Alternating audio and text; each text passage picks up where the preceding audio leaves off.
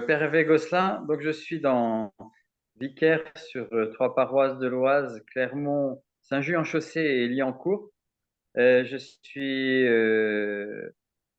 chrétien, oui, donc je suis huitième d'une famille de huit. Donc j'ai 18 neveux, à peu près 49 petits-neveux.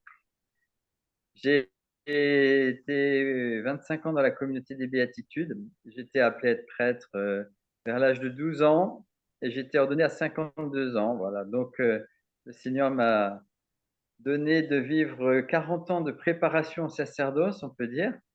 Et le jour du sacerdoce, c'était le 14 juin 2020.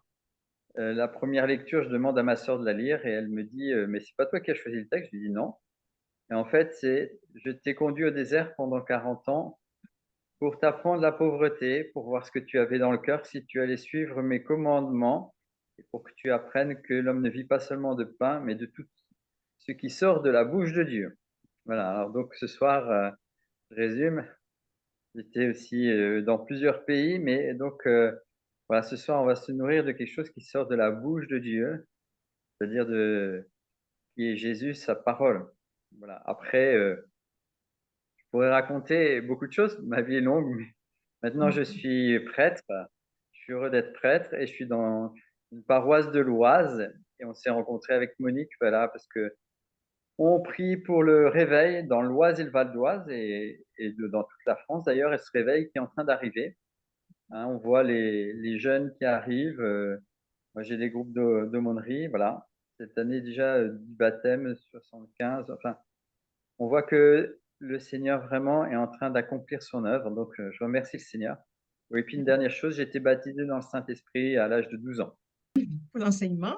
Voilà, donc l'enseignement qu'on donne, c'est sur le pardon.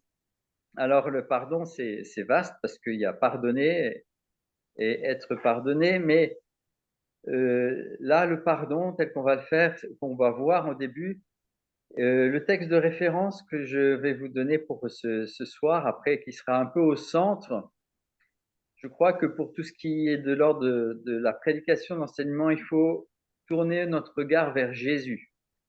Jésus qui est le Fils de l'homme, qui est aussi la révélation. Et donc le texte sera Luc 23, du verset 32 à 47. Je le lirai un peu plus tard, mais c'est quand Jésus est crucifié sur la croix et qu'il pardonne, donc il pardonne à ceux qui le crucifient et il pardonne aussi donc aux bons larrons, aux mauvais aussi, mais et donc c'est le pardon. Alors le pardon, pour voir ce que c'est, eh bien, il faut regarder un peu déjà dans la Bible. Et en fait, la notion de pardon, si on y pense dans l'Ancien Testament, et si on réfléchit un peu à ce que Dieu a fait, eh bien, la notion de pardon, elle vient en même temps que la notion de création. Parce que Dieu est omniscient et c'est toute chose. Et donc, si il nous crée, sachant que nous allons pécher, c'est il a déjà prévu de nous pardonner. Donc, dans l'esprit de la Bible, dans ce que Dieu fait, voilà, le pardon, c'est quelque chose qui est de l'ordre de la bonté de Dieu qui donne son amour gratuitement. Et c'est quelque chose déjà qui est présent finalement à la création. Et c'est un acte divin, parce que le fait de donner sans avoir de retour, eh bien, c'est un acte divin. Et donc, vous savez qu'avec le péché originel, eh bien, l'homme et la femme vont tomber et puis ils vont vraiment perdre un peu, déjà on le voit dès la Genèse, cette notion que Dieu les aime, qu'il les pardonne. Et tout de suite, l'homme et la femme vont tomber assez bas puisque ils ont peur de Dieu. Or, il n'y a pas de raison d'avoir peur de Dieu. Il y a juste une raison d'avoir peur de nous-mêmes, de notre liberté, parce qu'on peut se fourvoyer, mais avoir peur de Dieu. Il commence à avoir peur de Dieu et honte. Et donc, on voit tout de suite que cette image de Dieu qui pardonne, hein, parce que quand Dieu il revient vers Adam et Ève, hein, c'est pas Adam et Ève qui reviennent. Donc on voit qu'ils ont déjà l'image de Dieu comme justicier. Et ils ont perdu cette image de la miséricorde. Or, cette miséricorde, Dieu va essayer de leur faire comprendre petit à petit dans l'Ancien Testament. Et quelquefois, on dit à tort que l'Ancien Testament, c'est le Dieu de la justice, tandis que le Nouveau, c'est le Dieu de la miséricorde. Mais c'est mal comprendre. C'est-à-dire que dans la révélation du pardon de Dieu, ça se fait tout au long de l'histoire des hommes. On voit même qu'après, avec Caïn et Abel, Caïn, il met un signe sur lui et pour qu'il le protège. Dieu est déjà dans le pardon. Et Dieu a un amour de préférence pour chacun. Et déjà dans l'Ancien Testament, eh bien, le pardon de Dieu, l'amour de Dieu pour nous est déjà maximum. Et il y a des moments dans l'Ancien Testament où on voit vraiment l'amour de Dieu qui se révèle. Je prends par exemple Jérémie 21, 20. Éphraïm est-il donc pour moi un fils si cher, un enfant tellement préféré, que chaque fois que j'en parle, je veuille encore me souvenir de lui? C'est pour cela que mes entrailles s'émeuvent pour lui, que pour lui déborde ma tendresse, oracle du Seigneur. Et on voit que Dieu étant fidèle à un peuple infidèle, il est tout le temps en train de lui pardonner. Et l'immensité du pardon se retrouve aussi avec David. Quand vous pensez à l'histoire de David, David est quelque part pas vraiment meilleur que puisque David, voilà, il va commettre l'adultère avec Bethsabée, il va tuer Urias, Uri le Hittite, et en fait, Bethsabée sera dans l'ascendance de Jésus. Mais on voit que la différence entre Saül et David, c'est que quand Saül a péché, il a désobéi, il dit au prophète, le Seigneur ton Dieu. Tandis que David, quand il va pécher, il dit Seigneur mon Dieu. Il est vraiment dans cette relation avec le Seigneur. Il n'est pas meilleur que les autres, mais il a quelque chose il a une connaissance de Dieu, voilà, qui est pardon. Et nous voyons donc que Jésus va reprendre bien toute cette généalogie, et la généalogie de Jésus finalement est purifiée par Jésus, donc par la fin. Et c'est avec Jésus que bien le maximum du pardon et le maximum de la révélation va vraiment être donné. Et tout l'Ancien Testament, bien déjà, annonce ce pardon. Parce que le but de Dieu, Paul le dira dans Éphésiens chapitre 1, verset 4 et suivant, Dieu nous a élus dans le Christ avant la fondation du monde pour être saints et immaculés en sa présence dans l'amour. Il nous a prédestinés à être ses enfants. Donc il a déjà prévu le pardon, il nous a déjà donné quelque chose qui est absolument nécessaire, que nous avons et que en France, ça peut même devenir une idole. Il nous a donné quelque chose d'absolument nécessaire pour que nous puissions répondre à son amour. C'est si vous dites à un enfant, voilà, aujourd'hui, tu vas respecter tes parents, tu vas faire ceci, ceci, cela, l'enfant ne va pas forcément accepter, ne va pas forcément vous aimer. Et donc, Dieu nous a donné cette liberté, c'est par cette liberté que le péché est arrivé, mais c'est par le pardon de Dieu que nous pouvons réintégrer, voilà, le plan de Dieu. Et le pardon que Dieu donne à l'humanité, bien, c'est le visage de son amour. C'est quelque chose qui nous dépasse complètement, parce que quelquefois, pour nous, il y a des choses qui sont complètement impardonnables. Et Jésus va être vraiment le sommet du pardon, le sommet de la miséricorde. Parce que dès qu'on parle de pardon, dès qu'on parle de se pardonner les uns les autres, bien, il faut toujours regarder Jésus. Et comme le dira le début de l'évangile de Jean, le début de l'évangile de Jean fait le lien entre l'Ancien Testament et le Nouveau Testament. et notamment avec la croix quand, en Jean 3,14, l'Évangile dit ceci, Jean 3,14 à 16, hein: «Comme Moïse éleva le serpent dans le désert, ainsi faut-il que soit élevé le Fils de l'homme, afin que quiconque croit ait par lui la vie éternelle. Car Dieu a tant aimé le monde qu'il a donné son Fils unique, afin que quiconque croit en lui ne se perde pas, mais ait par lui la vie éternelle. Car Dieu a envoyé son Fils dans le monde, n'a pas envoyé son Fils dans le monde pour juger le monde, mais pour que le monde soit sauvé par lui.» Et donc, déjà, le début de l'évangile de Jean, voilà, il est tourné vers la croix, vers ce moment où Dieu va nous pardonner et il va nous montrer qu'il nous pardonne. Donc, dans l'Ancien Testament, je vous rappelle que comme les Juifs avaient péché, eh bien, Dieu avait envoyé des serpents brûlants. Et donc, il a été demandé à Moïse de mettre un serpent de bronze, d'élever un serpent de bronze sur une perche. Et tous ceux qui regardaient vers le serpent étaient sauvés. Et Jésus va être un peu comme ce serpent, puisqu'il va être voilà, comme un ver, il va être élevé à la croix. Et tous ceux qui, comme le dit aussi le prophète Zacharie, ceux qui regarderont vers lui, voilà, ils regarderont vers celui qu'ils ont transpercé.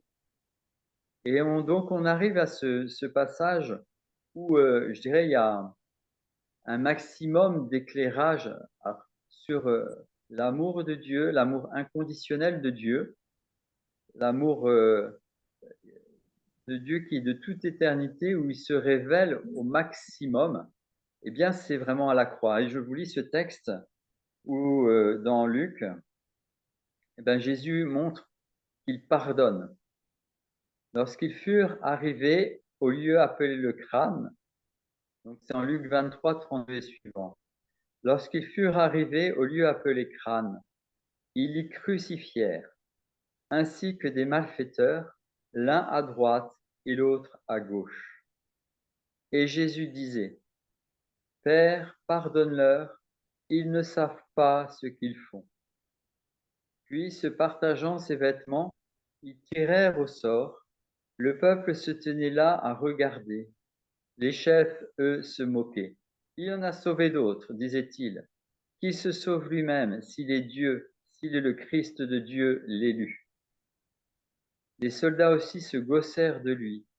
S'approchant pour lui présenter du vinaigre, ils disaient: Si tu es le roi des Juifs, sauve-toi toi-même.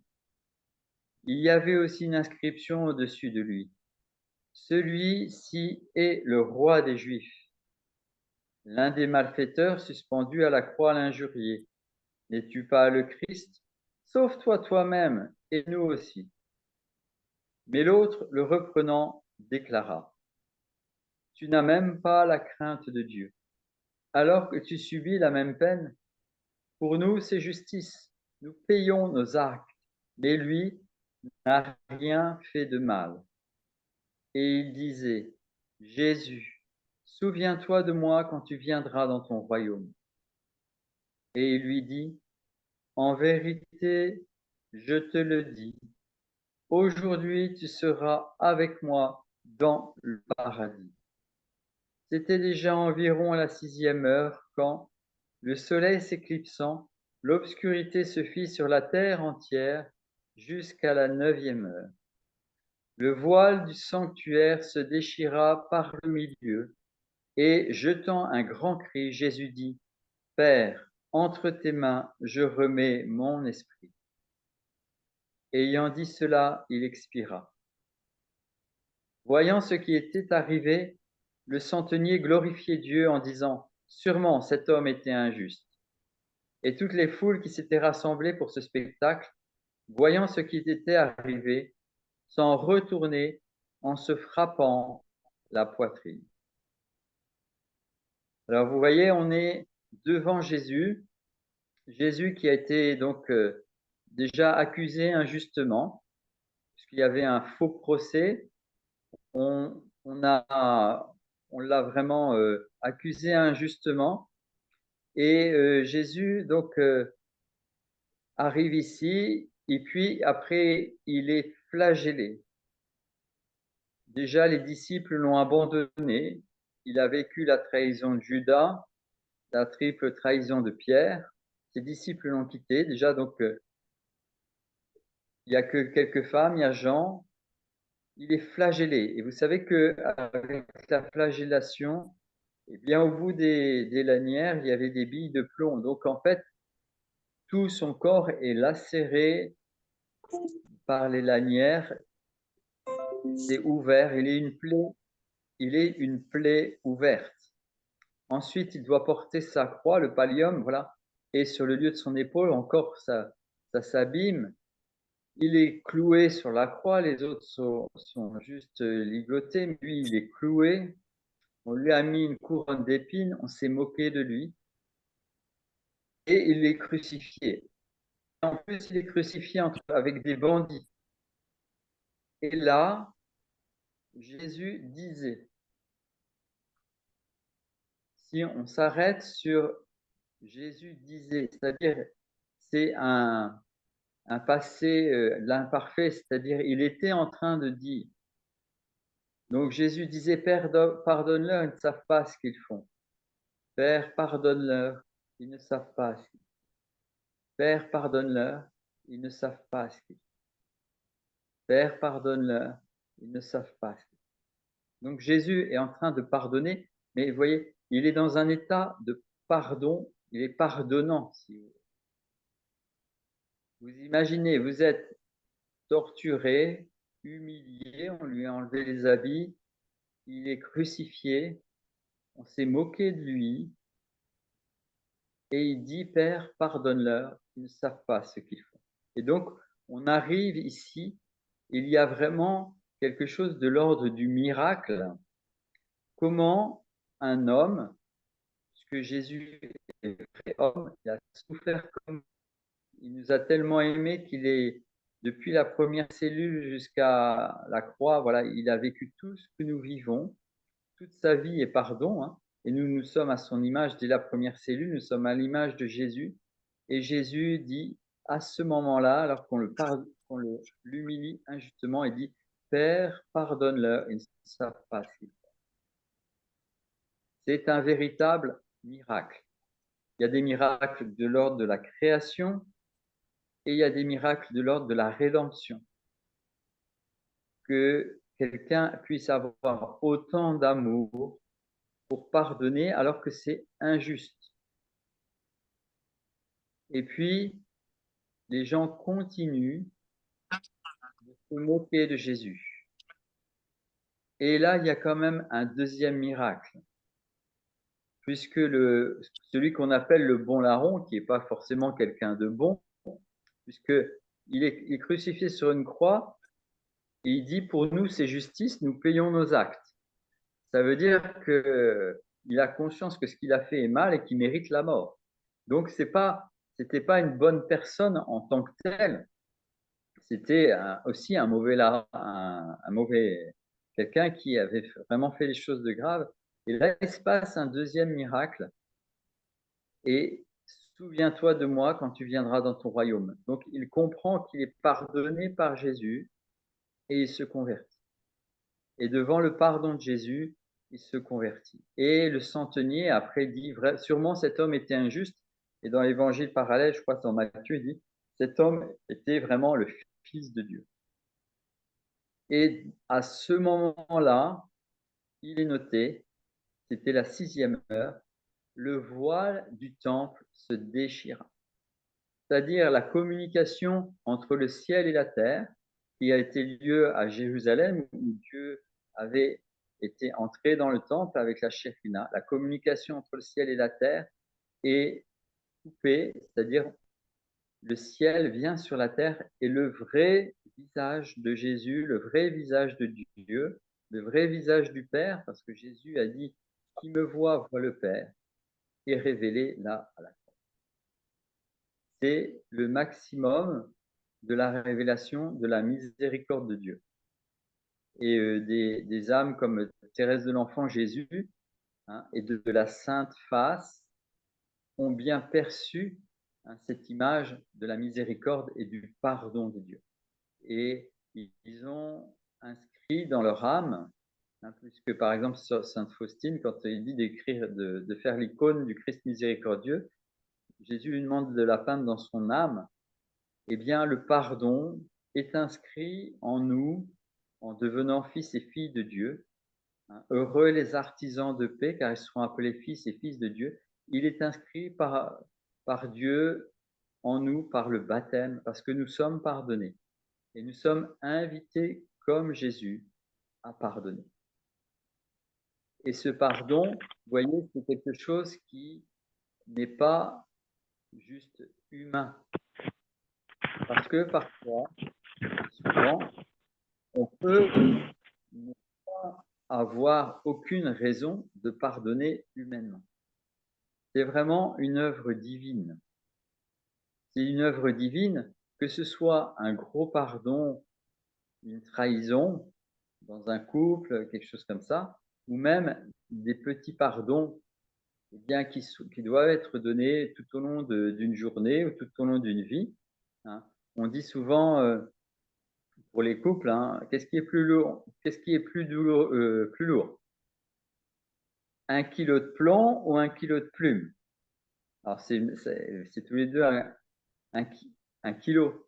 Mais si vous voyez, eh bien le pardon dans le temps, dans l'usure, ou le pardon, un gros pardon, parfois pardonner devient impossible. Et ce n'est possible que quand nous sommes unis à Jésus. Hein, Matthieu 15, 5 dit « Hors de moi », c'était le texte aujourd'hui à la messe, hein, « Hors de moi, dit Jésus, vous ne pouvez rien faire ». On ne peut pas pardonner vraiment de la manière dont Dieu pardonne sans Jésus, sans être greffé sur Jésus, sans être uni à Jésus, sans que Jésus vienne nous communique sa sève, nous communique l'Esprit Saint, parce que c'est une œuvre divine. Le vrai pardon est une œuvre divine. Quelquefois, on dit je m'excuse.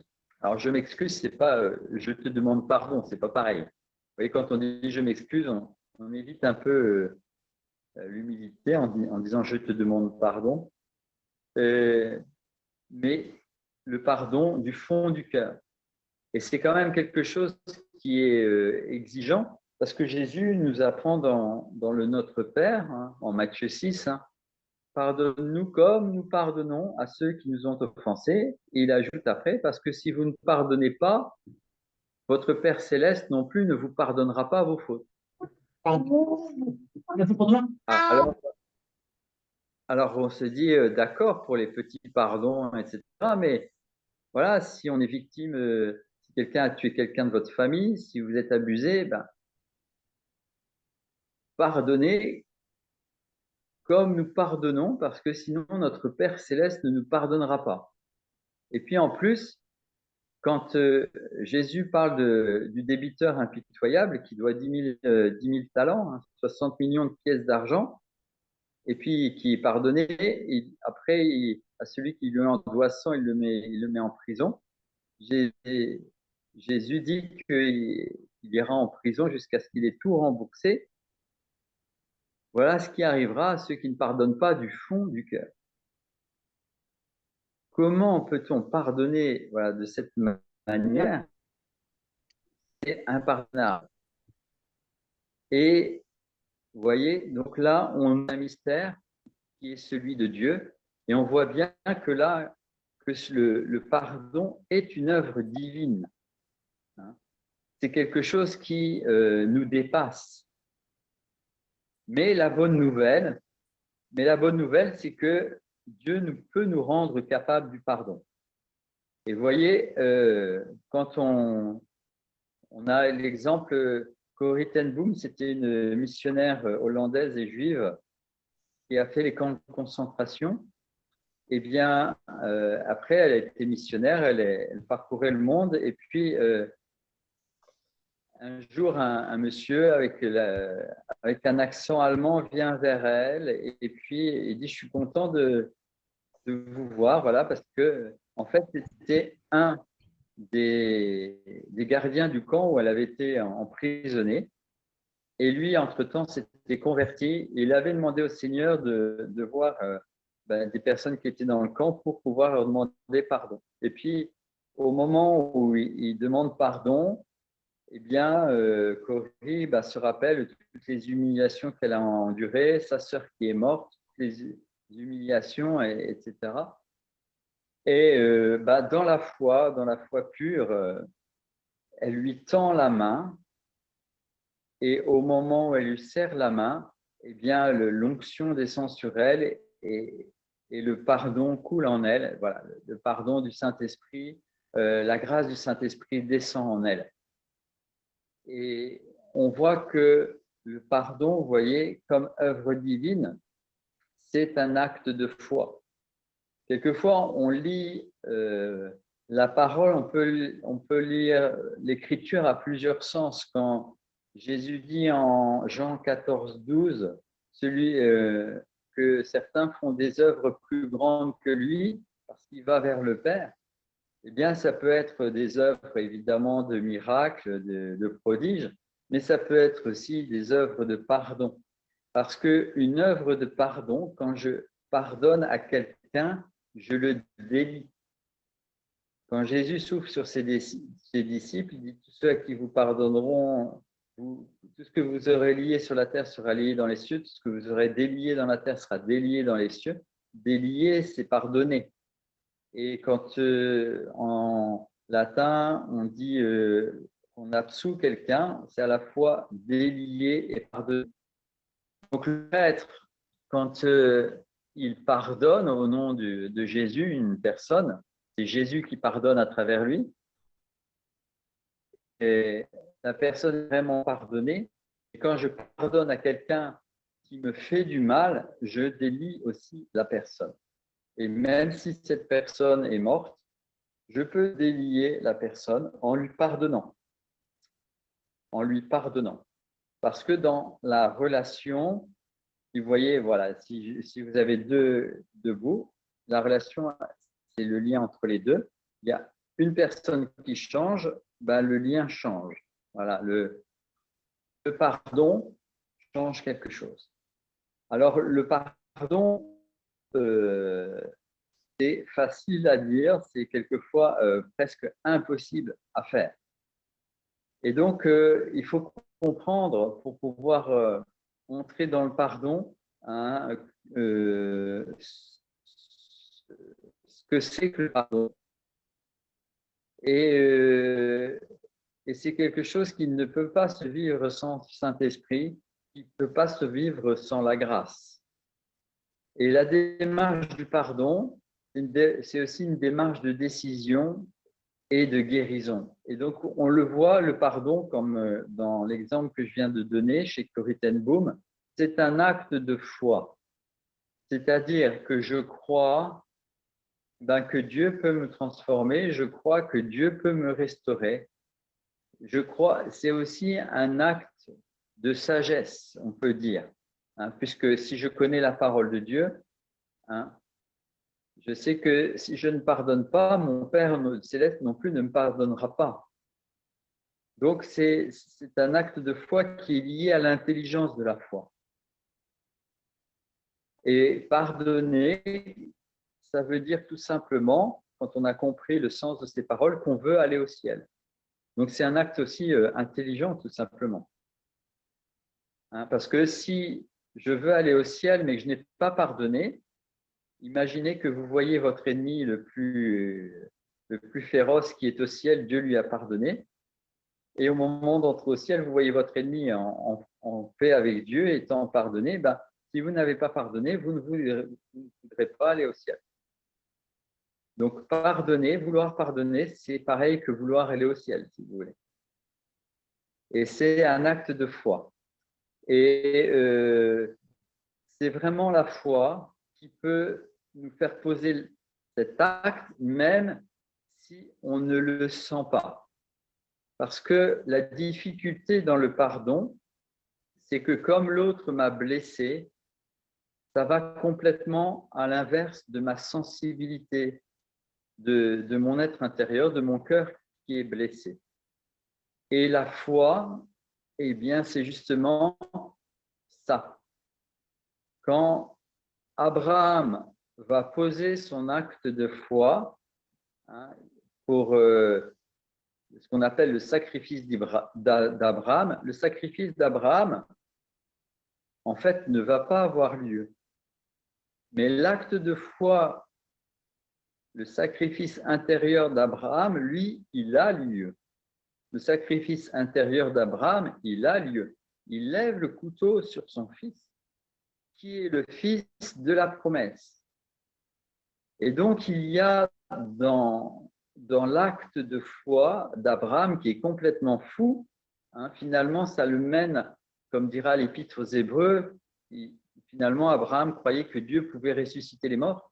Ça le mène à une confiance absolue, un abandon absolu, une obéissance absolue à la volonté de Dieu. Et sans la foi, pour pardonner, c'est quelque chose, voilà. Le pardon, c'est aussi un acte d'espérance. Pardonner, ça contient aussi l'espérance que l'ennemi va changer. Vous voyez, Dieu a tant aimé le monde qu'il a envoyé son Fils unique, Jésus. Et Jésus, sur la croix, quand il pardonne, eh bien, il y a au moins un de ses ennemis, le bon larron, qui se convertit. Et c'est pour ça que le pardon, c'est un acte d'espérance, et c'est un acte d'espérance dans le combat spirituel. Si je n'ai pas l'espérance que mon ennemi se convertit, que je peux guérir, que Dieu peut restaurer toute chose, si je n'ai pas cette espérance, comme dit Paul, que la gloire à venir est sans comparaison par rapport aux souffrances que je vis maintenant, eh bien, je ne vais même pas pouvoir vivre mon combat spirituel. Mais si j'ai cette espérance, eh bien, je vais pouvoir vivre ce que Paul me dit dans Romains 12. Bénissez ceux qui vous persécutent. Bénissez, ne maudissez pas. Réjouissez-vous avec qui est dans la joie, pleurez avec ceux qui pleurent. Plein d'une égale complaisance pour tous, sans vous complaire dans l'orgueil. Attirez plutôt par ce qui est humble. Ne vous complaisez pas dans votre propre sagesse. Sans rendre à personne le mal pour le mal. C'est le pardon. Ayant à cœur ce qui est bien pour tous les hommes, en paix avec tous si possible, autant qu'il dépend de vous. Sans vous faire à vous justice à vous-même, mes bien-aimés. Laissez agir la colère, car il est écrit, c'est moi qui ferai justice, c'est moi qui rétribuerai, dit le Seigneur. Bien plus, si ton ennemi a faim, donne-le à manger, s'il a soif, donne-lui à boire. Ce faisant, tu amasseras des charbons ardents sur sa tête. Ne te laisse pas vaincre par le mal, sois vainqueur du mal par le bien. Et donc, on voit ici qu'il y a cette espérance. Alors, les charbons ardents, c'est ce qui va permettre aussi la purification de notre ennemi, s'il a besoin d'être... il a peut-être aussi besoin de se convertir. Si vraiment il m'a fait du mal, oui, il a certainement besoin de se convertir. Mais il y a un acte d'espérance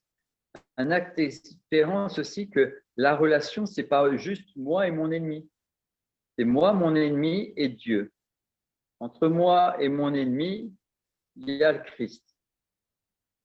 Entre moi et quelqu'un d'autre, il y a le Christ. C'est Dieu qui seul peut faire l'unité. L'unité vient d'en haut. L'unité vient de ce qu'on est uni à Dieu. Et donc le pardon, c'est un acte d'espérance.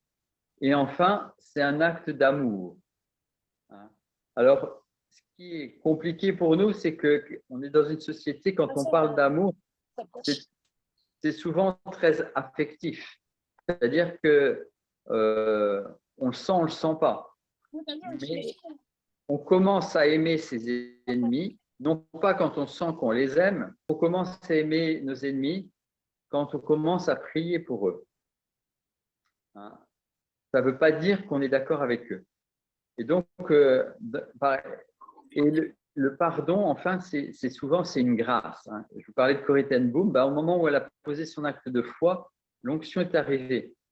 Et il n'y a pas très longtemps, donc il y a Nicole qui a témoigné. On était à Pierrefonds pour la mission Consolation, guérison, délivrance avec notre évêque. Et elle a témoigné de la grâce qu'elle a reçue de pardon à sa maman.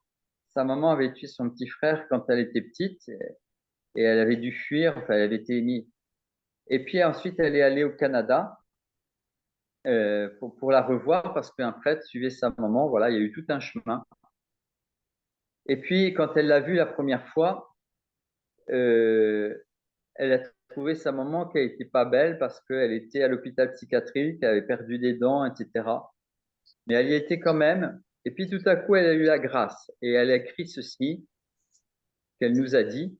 Tout à coup, j'ai senti une grande joie. Mon cœur était brûlant et semblait s'élargir. Mon regard sur ma mère s'est complètement modifié, de sorte que son visage m'apparaissait non plus monstrueux, mais beau, plein de douceur et surtout de lumière. Une lumière incroyable, comme si le Seigneur m'avait montré son âme. Il me montrait ma mère avec son regard à lui, plein d'amour et de miséricorde. Dès cet instant, j'ai été capable de la serrer dans mes bras avec amour. Mon cœur avait été touché.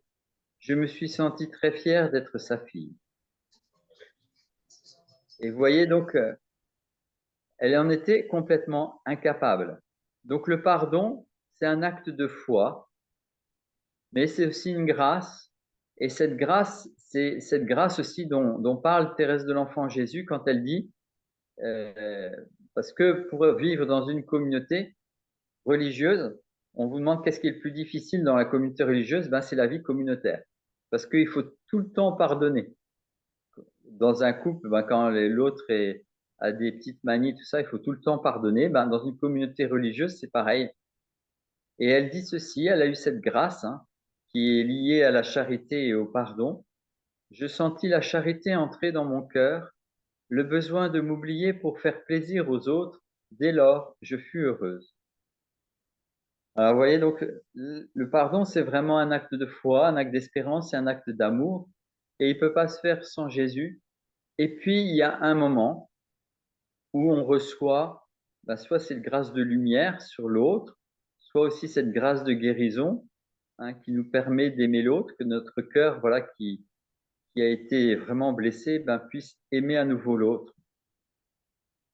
Et c'est aussi un acte qui est de l'intelligence de la foi. Et pour bien comprendre le pardon, il y a aussi des choses à comprendre qui peuvent nous aider parce que quelquefois aussi, on a des blocages. Notre foi ne comprend pas parce qu'il y a des blocages au niveau de l'intelligence de la foi. L'intelligence de la foi, il faut comprendre ce que c'est. D'abord, pour bien comprendre le pardon, il faut comprendre ce que n'est pas le pardon. Le pardon, c'est pas oublier. Quand j'ai pardonné à quelqu'un, je dis non, non, je dis pas que ça n'a pas eu lieu. Parce que quelquefois, même oublier, c'est dangereux. Si on oublie le génocide qu'il y a eu en 39-45, la Shoah, c'est dangereux. L'antisémitisme reprend. Non, pardonner, c'est pas oublier. Mais pardonner, quand je pardonne à quelqu'un, le Seigneur me donne une guérison des mémoires. Je peux penser à la chose sans que ce soit aussi douloureux, sans que la colère remonte à ma mémoire. Donc, j'ai toujours en mémoire ce qui s'est passé, mais c'est apaisé. Donc, ce n'est pas oublié. Et puis, quand je dois pardonner ou me faire pardonner, je dois faire appel à ma mémoire. Quand tu te présentes ton offrande à l'autel, si là tu te souviens que ton frère a quelque chose contre toi, laisse là ton offrande devant l'autel, va d'abord te réconcilier avec ton frère, puis reviens et alors présente ton mémoire, ton offrande. Donc la mémoire, ça permet aussi de réparer. Donc là, c'est l'offense que j'ai faite, mais donc, pardonner, ce n'est pas oublier. Pardonner non plus, quelque chose, c'est important, ce n'est pas nier les faits. Hein.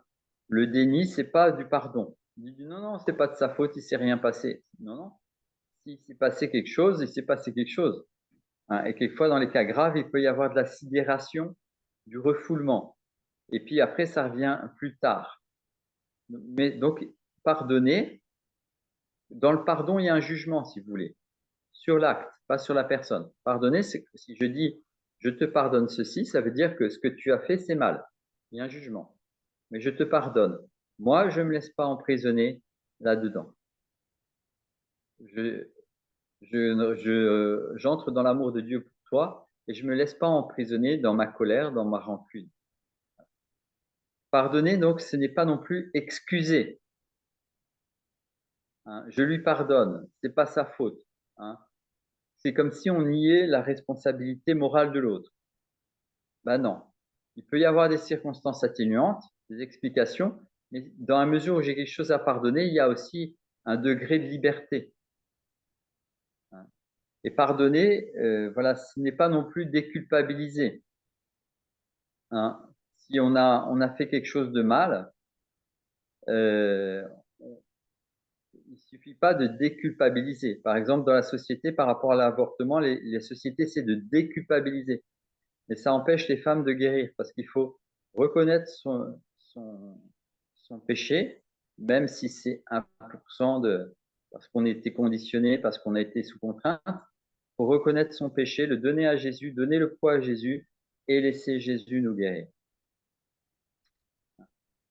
Alors, ce que disait Nicole, et ce qui était très beau, euh, elle disait, finalement, pardonner, ce n'est pas être d'accord avec ce qui s'est passé, c'est répondre à l'amour de Dieu qui nous aime. C'est un très grand cadeau que le Seigneur nous fait d'abord à nous, car il fait une ouverture dans notre cœur, ce qui lui permet de déverser son onction d'amour.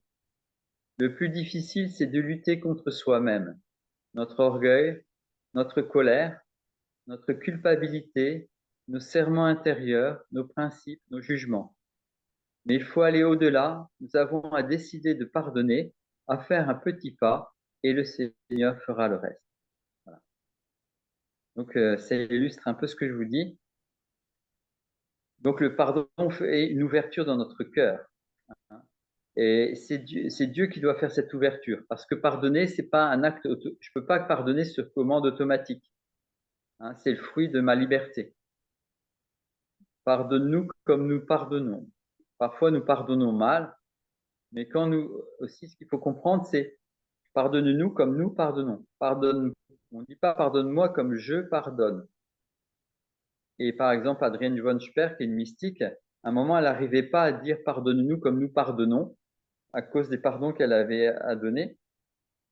Et puis, elle a compris à un moment que le pardon, ça incluait Jésus qui pardonnait, et donc qu'elle pouvait le dire dans le nous de l'Église. Dans nous-mêmes, on ne peut pas y arriver. On est avec les frères et sœurs qui pardonnent aussi. Voilà. Et aussi, c'est souvent, c'est le pardon de Jésus qui nous aide à pardonner. Hein. Et en Colossiens 3,13, Paul dit, comme le Seigneur vous a pardonné, faites de même. Pardonner, ce n'est pas non plus se retrouver comme avant l'offense. Hein. Dans la Genèse, le paradis perdu est perdu. Maintenant, on va vers la Jérusalem céleste. On ne revient pas au paradis perdu. Et si vous voulez, quand il y a un pardon, quand il y a quelque chose qui est coupé, hein, si vous imaginez qu'il y a une corde qui est coupée entre vous deux, ben, quand vous faites un nœud, c'est pas comme avant, vous êtes plus proche, mais c'est pas comme avant. Hein. Et si on a une blessure, il peut y avoir une trace. Le Seigneur guérit, le cœur s'apaise, mais c'est pas comme si c'était rien passé. Voilà. Après, le Seigneur peut faire quelque chose de plus beau. Et dans les cas graves aussi d'abus, ça n'empêche pas la justice de passer. Vous voyez que quand Jésus a pardonné au bon larron, le bon larron, il est quand même passé par la justice humaine. Hein, il est quand même mort sur une croix, ils lui ont brisé les jambes, il est mort étouffé. Enfin voilà, donc il y en a qui retardent beaucoup leur conversion parce qu'ils disent je peux toujours me convertir comme le bon larron. Je leur conseille d'aller beaucoup plus vite. Voilà. quelquefois, oui, la justice humaine, voilà, elle doit faire son travail. La sanction et la réparation permet de ne pas laisser celui qui est accusé, donc celui qui a fait le mal, dans une culpabilité, mais de retrouver son image d'homme ou de femme responsable de ses actes. Il y a un film qui l'illustre bien, c'est le film Mission. À un moment, il y a deux frères et Robert De Niro, qui est un des deux frères, son frère a pris sa femme, donc il va tuer son frère. Donc il se retrouve en prison et le missionnaire jésuite le provoque et tout ça, et il choisit sa peine. Alors il va porter toutes ses armes le long d'une grande chute énorme et il veut la porter jusqu'au bout. Voilà, il veut faire, et ça, c'est un besoin quand on a fait le mal de réparer, même si on sait que ça va pas réparer le mal, mais on a besoin de. Donc la justice permet aussi je dirais, à celui qui a fait le mal de se pardonner. Il y a quelque chose qui n'est pas exclu même quand on pardonne. Voilà. Alors, pour, euh, pour les pardons difficiles, on peut voir, on peut reconnaître, si vous voulez, aussi plusieurs étapes. Parce que le pardon, quelquefois, ne se fait pas en une fois. C'est comme un processus. Alors, la première étape, si vous voulez, c'est de prendre la décision, c'est de ne pas se venger. Ne pas se venger, ça ne veut pas dire on ne doit pas cesser euh, qu'on ne doit pas se protéger d'une personne qui est toxique. Des fois, il faut s'éloigner. Mais c'est renoncer à un droit, quelque chose qu'on sent comme juste, hein. Vous savez, quelquefois, on n'a pas pardonné à quelqu'un, on voit qu'il lui arrive un malheur ou quelque chose, on dit, bah, c'est bien fait. Là, c'est le signe on n'est pas dans le pardon. On n'a pas renoncé à se venger. Et puis, il faut aussi, dans le pardon, reconnaître sa blessure, hein, parce que sinon, on ne peut pas être ouvert à la guérison.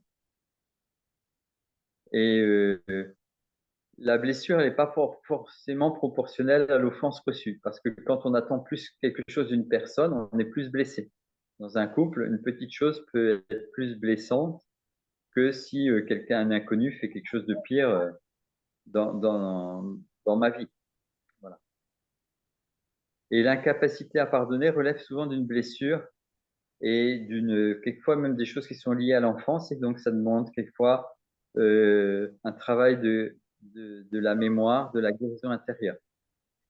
Pour vraiment pardonner aussi, quelquefois il faut prendre de la distance, en parler à quelqu'un.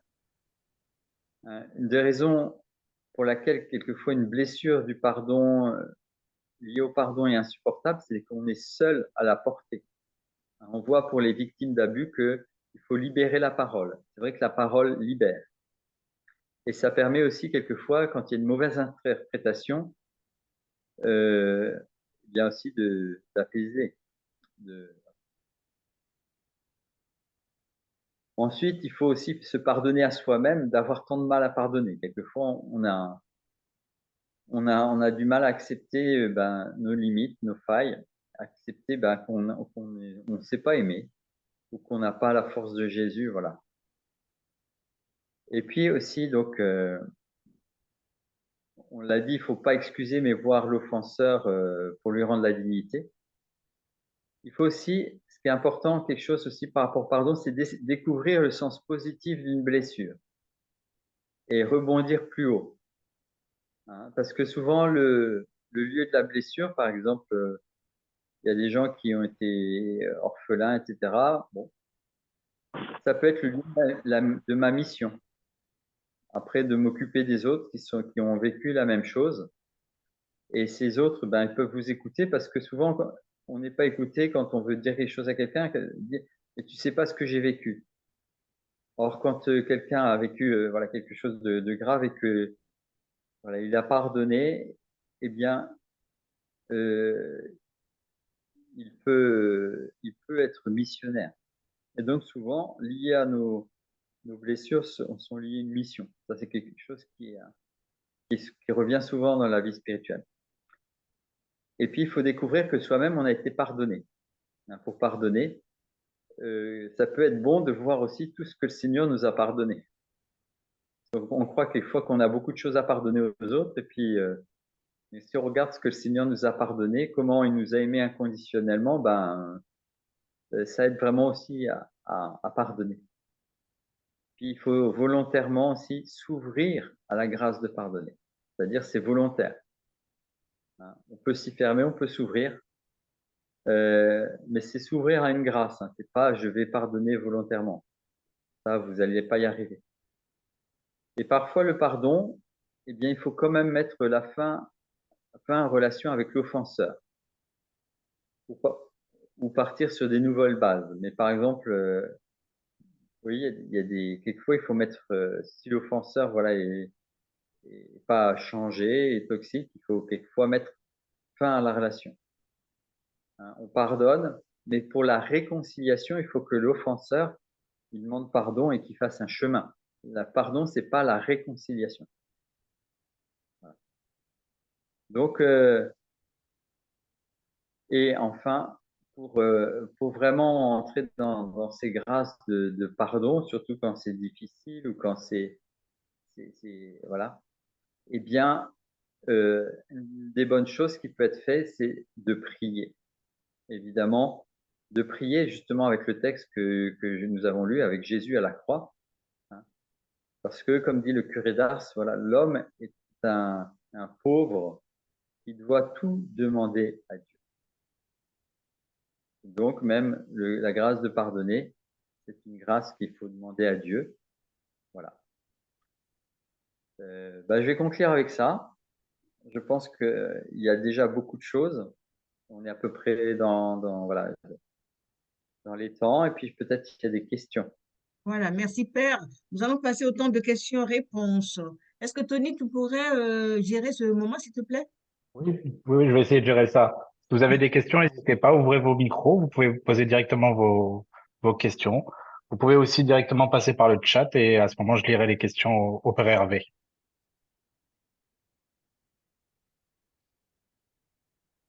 Mon père, je vais commencer avant que les autres écrivent ou vous posent la question.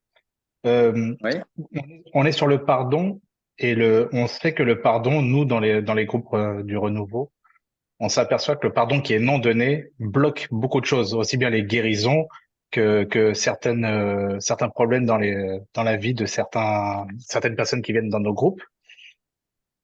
Et vous n'avez pas parlé du sacrement de réconciliation. oui, Et vous avez parlé de vivre la miséricorde de Jésus dans nos vies, mais vous n'avez pas parlé oui. d'expérimenter Pardonner. au sein du Donc là, sacrement. oui, c'est être pardonné, oui. Oui, alors déjà, première chose, oui, le pardon qui bloque des choses et des guérisons dans la vie. Il y a l'épisode du paralytique qui le montre, hein. Jésus dit: tes péchés sont pardonnés. Et une fois que le pardon est là, c'est-à-dire que la communication avec le Seigneur est faite, le rétablissement, je dirais, de la relation, du contact avec le Seigneur est fait, parce que le pardon nous coupe de Dieu, eh bien, la guérison opère.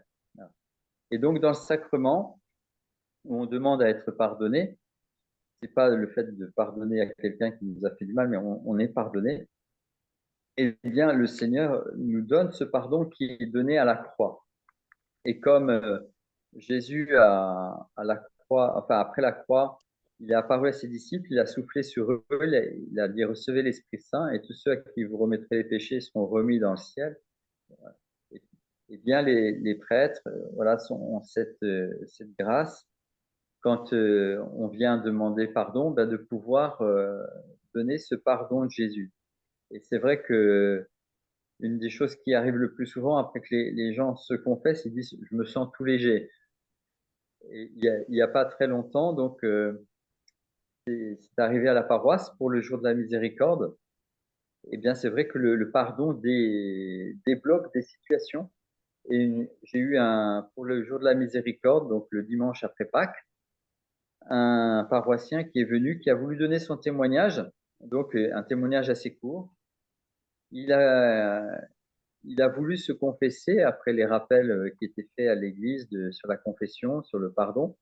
Alors, il a bien préparé sa confession avec le Padre Pio, etc. Il est venu se confesser et il avait des problèmes de dos, il avait très mal au niveau des épaules, il se réveillait 2, 3 fois par nuit, tout ça. Et au sortir de la confession, ben, sans qu'on ait prié, ben, il s'aperçoit qu'il a plus mal du tout. Et puis 2 mois après, ben, il est toujours complètement guéri. Et on voit que le pardon, donc vraiment, délie, opère de façon importante. Et c'est vrai que dans un groupe de prière, ben, pour que le Saint-Esprit se manifeste, il faut ce pardon et cette unité. Et parfois, alors de même que dans la liturgie, le jeudi saint, il y a un lavement des pieds, peut-être que dans les groupes de prière, on pourrait faire aussi des lavements des pieds, en se demandant pardon les uns les autres, parce que Jésus nous a dit de le faire. Je ne vois pas pourquoi on ne le ferait pas. Ça pourrait être une bonne, le pape en parle, hein, une bonne chose à faire de demander pardon. Voilà. Nous avons une question encore sur le chat. Est-ce que l'on peut pardonner sans que l'autre nous demande pardon? Oui, oui, parce que le Seigneur vous a pardonné, faites de même. La réconciliation, c'est quand l'autre nous demande pardon, ou quand je demande pardon à l'autre et qu'il me pardonne. Mais parfois, celui qui vous a fait du mal, il peut ne pas avoir conscience qu'il vous fait du mal aussi. Ça peut arriver dans les relations qui sont proches, etc. Et donc, c'est important de pardonner et c'est même important de le faire dans ces cas-là parce que nous-mêmes, ben, peut-être aussi qu'on blesse sans savoir. Et puis surtout, ça nous délie. Tant que je ne pardonne pas, quand je pense à la personne, soit je suis en colère, soit je rumine, et donc je ne suis pas délié. Donc c'est important de le faire, et même si la personne n'est pas là. Est-ce qu'une personne qui n'arrive pas à pardonner peut prendre la communion? Il n'arrive pas à pardonner. Alors, elle peut avoir la volonté de pardonner, d'accord? Mais après, donc, à partir du moment où il y a la volonté de pardonner, oui, elle peut prendre la communion, puisque elle peut pas le faire sans Jésus. Aller jusqu'au bout. Hein, donc, il y a l'ouverture. Donc, elle pose l'acte de foi. Elle pardonne, même si elle sent que en elle-même, ça va pas jusqu'au bout. Mais c'est déjà le pardon, vous voyez. Après, le reste, euh, moi je crois au contraire que, comme Jésus dit, hors de moi, vous ne pouvez rien faire, voilà. Il faut s'ouvrir au pardon, laisser entrer Jésus, et après, ben, Jésus fera lui demander de le faire en nous, quoi. Voilà. Vous en avez parlé un petit peu dans la première partie, mais il y a quelqu'un qui pose la question. Pardonner à quelqu'un qui ne vit plus, a-t-il encore un sens, ce pardon? Alors, à la mort, nous ne mourrons pas vraiment, puisque alors, il y aura jugement un dernier, mais Jésus dit, celui qui croit en moi, même s'il meurt, vivra, et celui qui vit en croit et moi ne mourra jamais. C'est-à-dire que la mort, après que la venue de Jésus, elle a perdu son aspect définitif, tragique. On meurt, et donc, comme on va retrouver ben, ce qu'on a connu au ciel, il n'y a que deux destinations, le ciel ou l'enfer. Donc, ça a du sens de pardonner, puisque si je me retrouve avec la personne au ciel, ben, si je lui ai pas pardonné, je ne serai pas pardonné. Donc, ouais, ça a du sens. Nous avons la question, que faire si on n'arrive pas à pardonner? Ben, il faut pardonner quand même.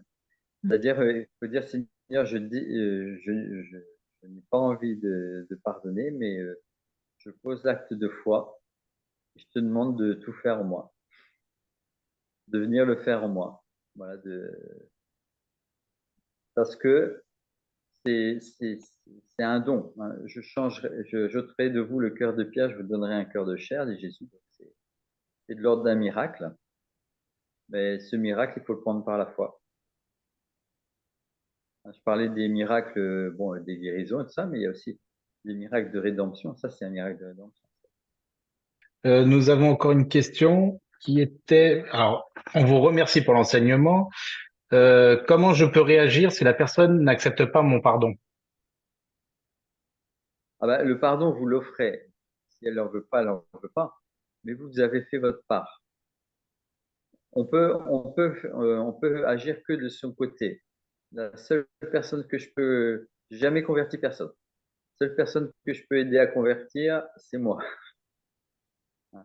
Si moi j'ai fait ma part et que l'autre ne le reçoit pas, ben, j'ai fait ma part. Soyez en paix avec chacun, d'autant que ça dépend de vous, dit saint Paul, hein, dans le texte qu'on a lu des Romains. Romains 12. Donc, une fois que j'ai fait ma part, ben, je ne peux pas faire plus. Voilà.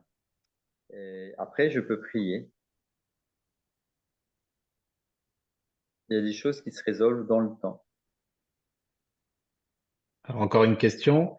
Serait-il possible de pardonner ou de demander le pardon à quelqu'un lors de l'examen de pénitence? Alors, d'examen de pénitence. C'est-à-dire pendant la confession, je ne comprends pas très bien. Alors, je pense que c'est ça, oui, pendant la confession et se rendre compte qu'il y a un pardon et qu'il est donné pendant cet acte-là. Quand on peut donner un pardon à ce moment-là, mais demander pardon à quelqu'un pendant cet acte-là, c'est un peu difficile. Enfin, on demande pardon à Dieu, mais, enfin, voilà, mais pardonner à quelqu'un, s'en rendre compte au moment de la confession, c'est possible. Hein. Voilà. Parce que c'est un temps de grâce, la confession. Donc, où si Dieu montre une lumière, ben on peut agir en fonction de cette lumière. Nous avons la question, comment guérir des blessures intérieures? Vous y avez un petit peu répondu déjà en disant par la prière. Je ne sais pas si vous pouvez Oui, alors, prolonger. bah, il y a déjà, déjà le pardon. Le pardon, c'est ce qui ouvre à la guérison. Si je ne pardonne pas, ma blessure va toujours s'infecter, hein, si vous voulez. Et donc, et alors après aussi, quand c'est vraiment grave, on peut à nouveau ressentir, à nouveau avoir d'autres actes de rejet, etc. Ben, il faut revenir au Seigneur, les redonner au Seigneur, voilà. Et après, il y a des sessions de guérison intérieure, il y a des charismes. Quand Paul parle dans 1 Corinthiens 12 des charismes, il parle des charismes de guérison. Donc, on a bien des charismes de guérison physique, des charismes spécialisés. Il y a des personnes qui ont des charismes de guérison pour des blessures intérieures. Et par exemple, j'ai déjà fait des, des sessions pour les femmes pour la guérison après l'avortement, de la perte d'un enfant. Voilà, il y a vraiment des grâces de Dieu spécifiques et des gens qui reçoivent des charismes de cet ordre-là. Et ces charismes-là, ben, il faut les demander aussi.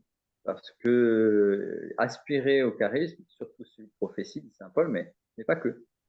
Et étant donné le nombre de choses comme ça qu'on a actuellement, c'est quelque chose qui a été redécouvert.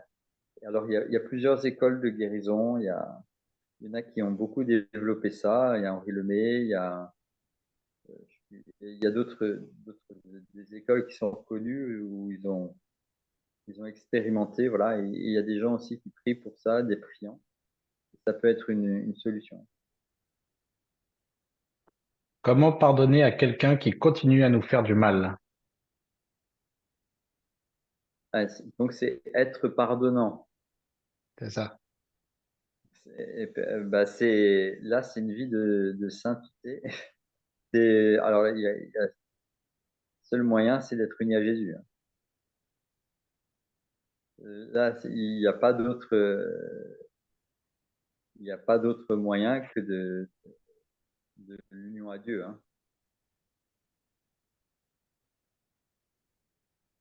Nous avons une question. Comment peut-on pardonner à quelqu'un qui n'est plus de ce monde? Alors là, je pense que c'est plus dans le concret, c'est-à-dire comment faire, c'est-à-dire la personne n'est plus là, donc à qui on demande pardon, comment on demande pardon? Demander pardon à quelqu'un ou pardonner. Qui n'est plus de ce monde, oui. Pardonner. Pardonner à quelqu'un qui est plus de ce monde, on peut le faire. ça pas de souci, puisque voilà, bah, on dit Seigneur, bah, au nom de Jésus, je te pardonne. Voilà. Et voilà. Alors, demander pardon, c'est plus difficile. On peut demander pardon si la personne est en Dieu, voilà. Mais passer par Jésus. Et justement, dans le sacrement de réconciliation, on est pardonné par le Seigneur, mais ça nous réconcilie aussi avec l'Église. Hein. Le prêtre, il est aussi dans l'Église, et donc il y a la réconciliation avec Dieu et avec les autres, avec l'Église. Donc on peut le faire dans le sacrement du pardon. Nous avons encore une question. Si j'ai mal agi, est-ce que je dois demander pardon ou juste mon comportement de redevenir tendrement vers la personne suffira? C'est mieux de verbaliser. Je pense que c'est comme les non-pardons, les non-dits. C'est mieux, enfin, c'est possible d'avoir un peu de simplicité fraternelle, franciscaine. Je te demande pardon. Alors, c'est du mal à un saracle parce que l'humilité, c'est pas facile. Mais en même temps, il y a un avantage à essayer de poser un acte d'humilité. C'est c'est un des fondements de la vie spirituelle et oui, ça fait grandir, même si on se sent plus petit. J'ai plus de questions sur le chat. Ce que je vois par contre, c'est qu'au final, beaucoup de questions sont d'ordre de quand on a blessé, est-ce qu'on doit demander pardon? Mais aussi quand on reçoit le pardon, au final, est-ce qu'on doit tout le temps l'accepter? Ah bah, quand on reçoit le pardon alors qu'on a fait quelque chose de mal, bah oui, c'est bien d'accepter. Le refuser, euh, je sais pas pourquoi on refuserait d'être pardonné. On peut être légaliste, etc., mais c'est pas une bonne chose puisque, en fait, quand on accepte d'être pardonné, on rétablit la communion. C'est vraiment la volonté de Dieu. Que Jésus dit, je leur ai donné ma gloire afin qu'ils soient un et que le monde croit. Donc, résister à la volonté de Dieu, c'est pas une bonne chose. Ok, merci Père, merci pour Super. toutes ces réponses. Bien. Eh bien, Seigneur, je te prie dans le nom de Jésus pour tous ceux qui sont connectés, qui ont aussi ces problèmes de pardon, qui ont aussi, je te prie particulièrement pour ceux qui ont peur d'aller voir un prêtre pour se confesser, ceux qui ne savent pas se confesser, ceux qui aussi qui pensent qu'ils n'ont rien à dire. Je te prie, Seigneur, vraiment de les éclairer pour qu'ils puissent bien toucher du doigt, ou plutôt avec leur cœur, la miséricorde du Père, que leur conscience puisse être déchargée, qu'ils puissent être aussi libérés, puisque ton pardon libère. Merci Seigneur de visiter aussi toutes les personnes qui ont des pardons qui sont trop difficiles et toutes ces personnes pour qui la difficulté de pardonner aussi crée des maladies psychosomatiques, des TOC, toutes sortes de maladies. Merci Seigneur de les visiter maintenant, en cet instant. Merci Seigneur parce que tu accordes ta paix à qui le demande. Nous avons grâce Seigneur de ce que tu veux donner cette grâce aussi dans les groupes de prière, les grâces de pardon. Merci Seigneur de débloquer les situations qui sont mal enclenchées depuis des années dans les groupes de prière par rapport au pardon. Merci Seigneur pour cette Pentecôte de donner une grande unité.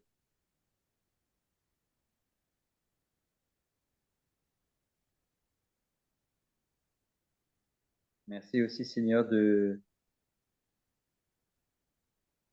raviver aussi dans les cœurs le désir de la prière et aussi le désir de la prière de contemplation, de te contempler, Jésus, sur la croix, dans ta résurrection, dans ta transfiguration. Merci, Seigneur, parce que tu viens soulager, Seigneur, aussi les personnes qui se croyaient jugées par toi. Et tu viens montrer ton visage de miséricorde. Viens répandre, Seigneur, une bénédiction puissante pour le pardon, Seigneur, que ces pardons puissent dénouer toutes les situations, que les chrétiens puissent être vraiment chacun un visage de ta miséricorde, un visage de ta miséricorde qui touche, que le sang du pardon, Seigneur, soit vraiment répandu sur tous ceux qui ont écouté cet enseignement, Seigneur, que la puissance de résurrection qui est donnée à travers le sacrement, à travers le pardon, Seigneur, puisse régénérer chacun.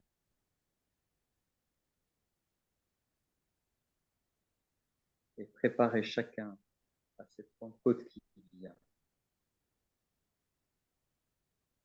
Merci, Seigneur, d'exaucer cette prière. Amen.